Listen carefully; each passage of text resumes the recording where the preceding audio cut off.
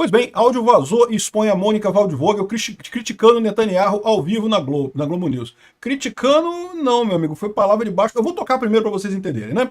Então, vocês sabem, hoje aconteceu uma sessão lá no parlamento israelense. Eu falei sobre isso no meu vídeo lá de Israel, lá no canal Mundo em Revolução.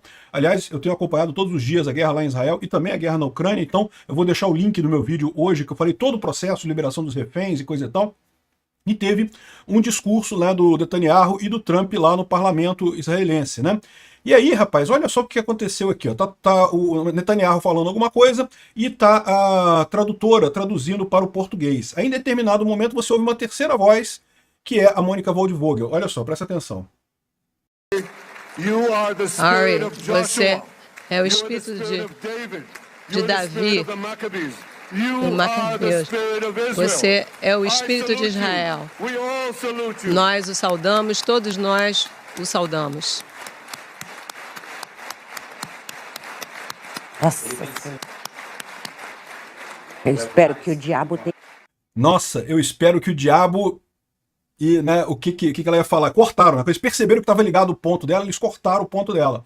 Mas claramente ela estava falando que eu espero que o diabo alguma coisa ali, e é realmente uma coisa terrível, meu amigo. Não foi uma mera reclamação, não foi meramente, ela criticou, não, falar diabo carregue ou alguma coisa assim, né? Isso não é criticar, isso aí é mandar a pessoa merda mesmo, né? E de novo, eu faria isso tranquilamente com um monte de gente aqui, mas uma jornalista profissional, num estúdio profissional e coisa e tal, não se espera esse tipo de comportamento com as pessoas, mandar os outra merda, né?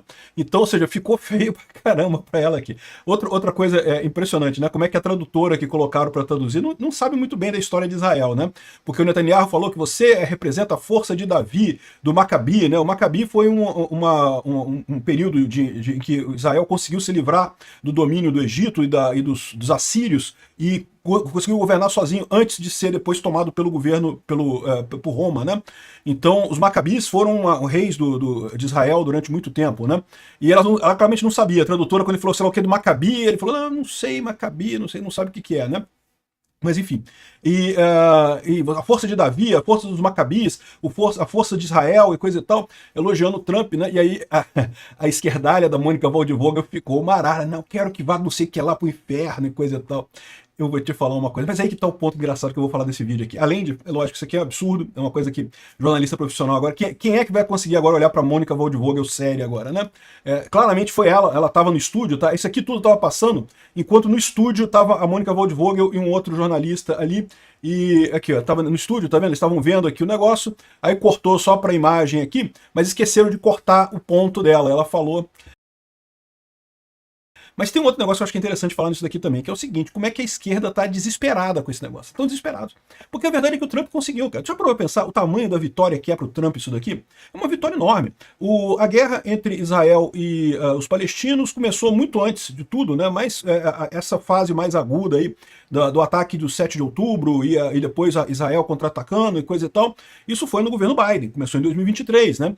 E o Trump veio aqui e conseguiu resolver em menos de um ano. Pô. O Trump assumiu no início desse ano, em menos de um ano ele conseguiu resolver um assunto que é um assunto seríssimo. Ninguém imaginava que conseguisse ser resolvido tão facilmente, assim, tão rapidamente assim, né?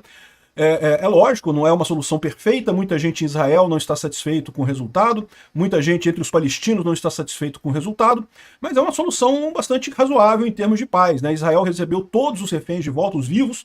Os reféns mortos, eu falei isso com mais detalhes no meu vídeo lá no canal Mundo em Revolução, só 4 corpos de mortos por enquanto, tem 28 corpos, ainda faltam 24 corpos de reféns israelenses que morreram no cativeiro e estão lá na faixa de Gaza. Mas a verdade é que corpos de reféns meio que, né, assim, é lógico que é importante para a família poder fazer um fechamento, né, poder enterrar o filho, poder, né, se despedir do ente querido, mas não é tão importante quanto os reféns vivos. Os reféns vivos são todos soltos. E ainda tem todo um planejamento para a faixa de Gaza ser administrada de uma forma neutra, sem ser pelo Hamas. Ou seja, uma vitória enorme do Trump. E é uma vitória que teve ganhadores e teve perdedores. Esse vídeo aqui do Ryan McBeth, eu gosto muito do Ryan McBeth, recomendo muito o canal dele, tá? Ele é um analista de segurança lá nos Estados Unidos, consultor de segurança, já foi sargento do exército americano, teve no Iraque, no Afeganistão, não sei o que lá. e trabalha hoje como consultor. Ele tem feito um canal dele umas análises muito bacanas. Ele colocou isso aqui, os grandes ganhadores e perdedores do que aconteceu hoje. Porque não tenha dúvida, cara, esse acordo entre Hamas e Israel, ainda mais agora que a coisa concretizou, que os reféns foram libertados e que vai começar o planejamento lá na faixa de Gaza, ainda tem um monte de ponta para parar, mas isso é uma coisa histórica, meu. Isso é uma coisa histórica. Isso vai mudar o Oriente Médio, tá? E aí o que você tem de ganhadores e perdedores nessa história? Antes de mais nada, o grande ganhador é o Trump, não tem como negar. Por isso que o pessoal tá marara. O pessoal, aqui no Brasil, que eles querem pintar o Trump como um cara mauzão, que tá piorando o mundo. Caramba, o Trump resolveu o problema de Israel e dos palestinos. Caramba! Né? É uma coisa que chama atenção pra caramba isso, né? Uma guerra, o próprio Trump fala que é uma guerra de 8 mil anos, eu não sei, não é isso tudo não, mas enfim. Não deixa de ser muito importante, né? Essa solução do problema lá, né? Agora, quem mais ganhou com esse negócio? Ele coloca muito bem aqui, Israel ganhou. Por quê? Porque Israel começou essa guerra sufocada no chamado Anel de Fogo, né? Ela estava cercada por grupos terroristas financiados pelo Irã, a Síria tinha grupo terrorista financiado pelo Irã, o Líbano tinha o Hezbollah financiado pelo Irã, a faixa de Gaza tem o Hamas, a Jihad Islâmica Palestina, mais um monte de grupos ali. Enfim, Israel cercado de grupos terroristas inimigos, né? E agora esses grupos estão praticamente todos destruídos. O Hamas ainda existe, mas sobrou muito pouca coisa dele. O Hezbollah totalmente destruído também lá no Líbano, todas as principais lideranças destruídas. Não sobrou nada do Hezbollah lá. A Síria, caiu o governo do Bashar al-Assad na Síria e agora é um governo mais próximo do Ocidente. Olha a derrota do Irã nisso daí, né? Aliás, num vídeo que eu fiz sobre Israel também, no vídeo anterior, não foi o de hoje não, a própria imprensa iraniana ligada ao Ayatollah Khamenei falou que foi a grande derrota do Irã foi a perda da Síria nessa guerra, né? Porque eles sabem que esses grupos do Hamas e do Hezbollah, eles reconstroem com o tempo, né? Vão recrutar mais um monte de otário, vão botar um monte de dinheiro ali e vão reconstruir esses grupos. Mas a Síria acabou, a Síria eles não vão conseguir mais. E eu tenho minhas dúvidas, se realmente o plano do Trump funcionar, não vai ter reconstrução do Hamas ali na faixa de Gaza, não. Então Israel pode dizer que ganhou, recuperou todos os reféns, inclusive reféns que tinham sido tomados reféns em 2014. Ou seja, uma grande vitória de Israel, né? A Palestina também ganhou, por quê? Porque ganhou reconhecimento internacional da Europa, né? A França, a Inglaterra e outros países reconheceram o Estado da Palestina, então os palestinos podem dizer no final que, olha só, conseguimos um reconhecimento, tivemos uma vitória no final das contas, né?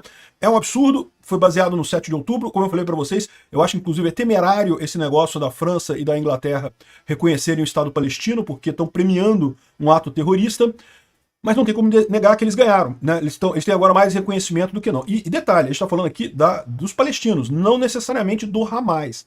O Hamas, por outro lado, ainda vai depender se ele ganhou ou não, vai depender da próxima fase, que é a fase de reconstrução, porque do jeito, se for seguido o plano que foi feito pelo Trump, o Hamas sai perdendo, porque ele é obrigado a desarmar, ele é obrigado a sair da faixa de Gaza, então o Hamas sai perdendo, mas a gente não sabe, essa outra parte do plano ainda está sendo negociada nesse momento. Então vamos ver como é que vai ser o resultado para o Hamas em si, né? É muito importante notar que o Hamas e o povo palestino são coisas totalmente diferentes. Aliás, a gente tem visto isso agora, muitos grupos lá dentro da faixa de Gaza brigando contra o Hamas, né? Bom, outros que ganharam, deixa eu tirar minha cabeça daqui para vocês verem, aqui, ó, outros que ganharam na visão do Ryan Macbeth e que eu concordo com ele. O Egito e o Catar, que foram os países que desde o início se colocaram como mediadores, apoiaram o plano do Trump e falaram, não, vamos negociar, vamos fazer esse negócio aqui, e de fato conseguiram, fecharam um acordo. Então, além do Trump, o Trump foi o grande ganhador, o Trump foi o grande ganhador desse negócio, mas o Catar e o Egito também saíram bem, saíram como aqueles que conseguiram efetivamente acabar com o que eles estavam chamando de genocídio palestino. Acabou, Israel está saindo já da faixa de Gaza, né? Bom, e esses foram os grandes ganhadores dessa história. Quem foram os grandes perdedores?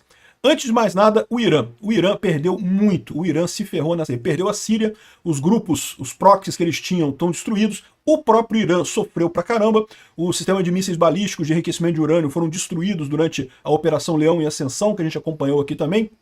O Irã em si perdeu muito nessa guerra, muito mesmo. Não foi só o Irã, a Rússia perdeu muito, a Rússia estava apoiando a confusão, a Rússia, muita gente diz, apoiou esse ataque do Hezbollah do Hamas contra Israel, porque justamente queria criar uma distração, estava vendo a Europa focada na Ucrânia e coisa e tal, estava se ferrando lá na guerra da Ucrânia, aliás, ainda está se ferrando na guerra da Ucrânia, queria criar um outro polo de atenção no mundo e aí incentivou essa guerra entre Israel e o Hamas ali, né, incentivou o Hamas a fazer a guerra, porque foi o Hamas que começou essa história toda, para distribuir a atenção do mundo, né? E de certa forma foi nesse período mesmo que a Rússia começou a avançar um pouco mais lá na Ucrânia, né? Conseguir tomar algumas cidades. Até então estava só perdendo território. E não creio que foi por causa da guerra, evidentemente, mas que certamente a Rússia tinha investido nisso. Certamente tinha investido nisso. A Rússia é uma das grandes perdedoras com isso daí. Agora, o mundo, e você pode ter certeza disso, o mundo agora vai focar em resolver o problema da Ucrânia com a Rússia. O Trump, agora que ele resolveu o problema de Israel com o Hamas, ele vai estar com a pilha dobrada para resolver o problema da Ucrânia com a Rússia. E talvez consiga, tá? Talvez consiga, não tenho dúvida não. Então, ou seja, o grande perdedor aqui foi a Rússia. Outros grandes perdedores. Os Houthis do Iêmen. Os Houthis do Iêmen tinham feito ataques contra Israel para proteger o povo palestino. Agora eles ficam numa situação que, peraí, né, o povo palestino fez paz, está em paz agora, não está sendo mais atacado. Qual a justificativa que os Houthis vão ter? Além disso, eles perderam o apoio do Irã, porque o Irã não consegue mais apoiar ninguém. Então os Houthis são grandes perdedores. Ele colocou aqui também os extremos de cada lado. Existia de fato os partidos mais radicais lá em Israel, que defendiam que Israel não devia aceitar nada, que devia continuar essa guerra até destruir totalmente a faixa de Gaza, encampar tudo. E eu confesso para vocês que eu acho que isso ia ser uma boa mesmo, tá? Mas eu entendo que paz é um compromisso sempre, vai ter que ser sempre um compromisso e coisa e tal. É lógico, a gente não está falando de exterminar o povo palestino, estamos falando de exterminar o Hamas, os terroristas que tem ali no povo palestino, mas de qualquer forma essa é a visão, né? Ou seja, esses pontos radicais, tanto do lado de Israel quanto do lado dos árabes, né, dos palestinos, eles perderam força porque acabou chegando no meio termo, e chegou no meio termo, solução negociada, os extremos perdem força, né? Mas teve um outro perdedor muito grande, que ele lembra muito bem aqui, que é a extrema esquerda mundial.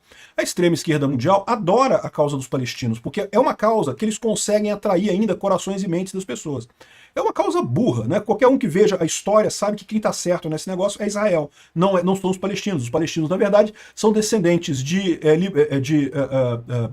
jordanianos e egípcios que invadiram em determinado momento, lá em 48, que invadiram o território israelense. Mas a narrativa deles é que foi Israel que invadiu o território da Palestina e não sei o que lá, o que simplesmente não tem embasamento teórico nenhum, não tem embasamento prático nenhum, não tem embasamento histórico nenhum. Aquela região ali era da Inglaterra, no final da Primeira Guerra Mundial, e foi dada para os judeus. Então ninguém invadiu ninguém. Israel deu aquela terra para os judeus. Quem invadiu foram os árabes, né? Em 48, a Jordânia invadiu o que hoje se chama de Cisjordânia ali, a Judéia e Samária, e o Egito invadiu ali a faixa de Gaza pelo sul, né? E Israel acabou ganhando a guerra, mas ficou aquele negócio ali, aquela invasão no meio do caminho, o pessoal se dizendo palestino e coisa e tal, e inventaram essa lorota toda desde então. É uma causa totalmente errada, mas é uma causa que, por ser o pequeno lutando contra o grande, e por também ter, né, o antissemitismo como motor disso daí, infelizmente, é uma causa que consegue angariar muito apoio entre a população, entre a juventude.